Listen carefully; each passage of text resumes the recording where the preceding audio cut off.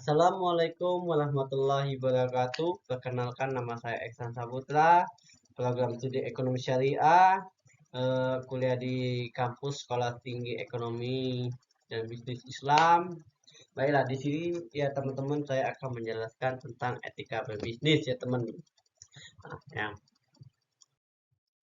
tujuan etika mempelajari perilaku baik moral maupun immoral dengan tujuan membuat pertimbangan yang cukup beralasan dan akhirnya sampai pada rekomendasi memadai menilai praktek manusiawi dengan menggunakan standar moral.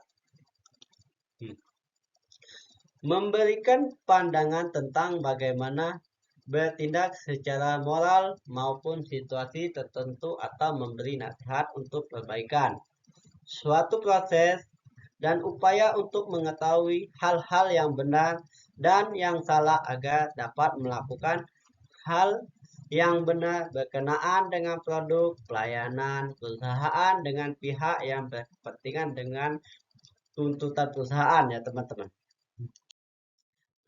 Mempelajari kualitas moral, kebijaksanaan organisasi, konsep umum, dan standar untuk perilaku moral dalam bisnis, berperilaku penuh tanggung jawab dan moral, merupakan suatu kebiasaan atau budaya moral yang berkaitan dengan kegiatan bisnis suatu perusahaan. Etika untuk berbisnis secara baik dan fair dengan menegakkan hukum dan keadilan secara konsisten dan konsekuen setiap ada prinsip-prinsip kebenaran, keadaban, dan bermartabat. Nah, di sini karena bisnis tidak hanya bertujuan untuk profit, melainkan perlu mempertimbangkan nilai-nilai manusiawi agar tidak mengorbankan hidup banyak orang. Sehingga masyarakat pun berkepentingan agar bisnis dilakukan secara etis.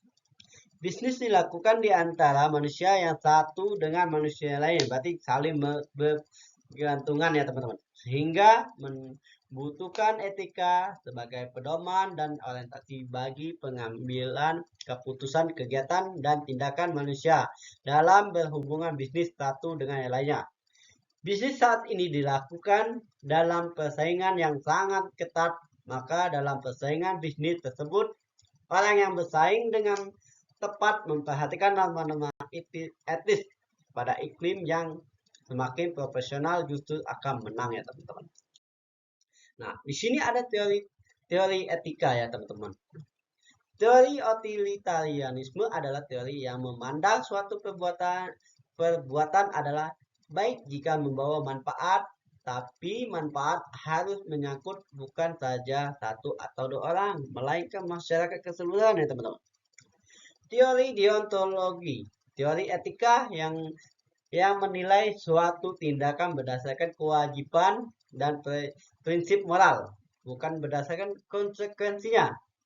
Teori hak merupakan teori banyak dipakai untuk mengevaluasi baik buruknya suatu perusahaan atau perilaku bahwa hak didasarkan atas martabat manusia dan martabat semua manusia itu sama ya teman-teman. Karena teori hak sangat cocok dengan suasana pemikiran demokratis. Teori keutamaan dicetuskan oleh Aristoteles 384 sampai 322 Masehi. Teori memandang sikap atau akhlak seseorang. Teori ini tidak menyatakan soal apakah seseorang bersikap adil, jujur, murah hati, dan sebagainya. Sumber nilai-nilai etika. Nah, dalam etika berbisnis ada 4 sumber nilai etika dalam komoditas. Tentang agama, tentang filosofi, pengalaman berkembang budayaan, tentang hukum. Nah, di sini ada 6 prinsip etika dalam berbisnis. Ada prinsip kejujuran, prinsip keadilan, prinsip saling menguntungkan, prinsip otonomi, prinsip kesetiaan, prinsip integritas moral. Dalam perspektif Islam, prinsip yang juga perlu diperhatikan tentang tauhid terhadap Allah Subhanahu wa taala, keseimbangan atau kesejajaran, kehendak bebas, tanggung jawab ya teman-teman. Nah, di sini ada 9 perilaku etis dalam Islam. Menjauhi bisnis barang atau kegiatan haram, menjauhi unsur penipuan, melakukan jual beli barang yang halal, yang adil, kejujuran, menepati janji, menuliskan transaksi yang tidak tunai, sepakat meninggalkan bisnis ketika waktu sholat, membayar zakat ya teman-teman.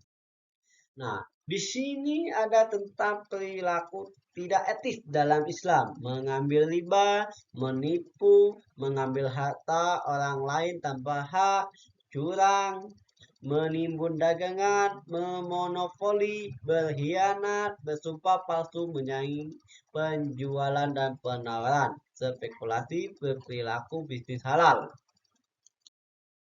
Nah, kesimpulan dalam beretika dalam berbisnis ya teman-teman.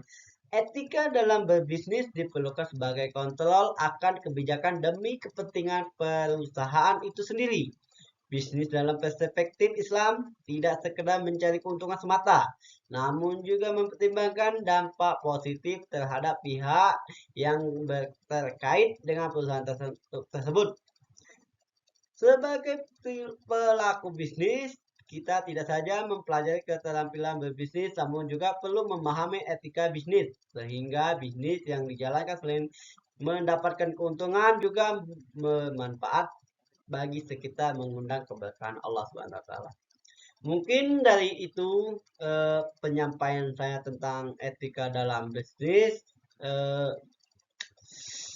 Mungkin kalau ada kata-kata salah atau kurang enak didengar, saya mohon maaf dan saya akhiri. Wassalamualaikum warahmatullahi wabarakatuh.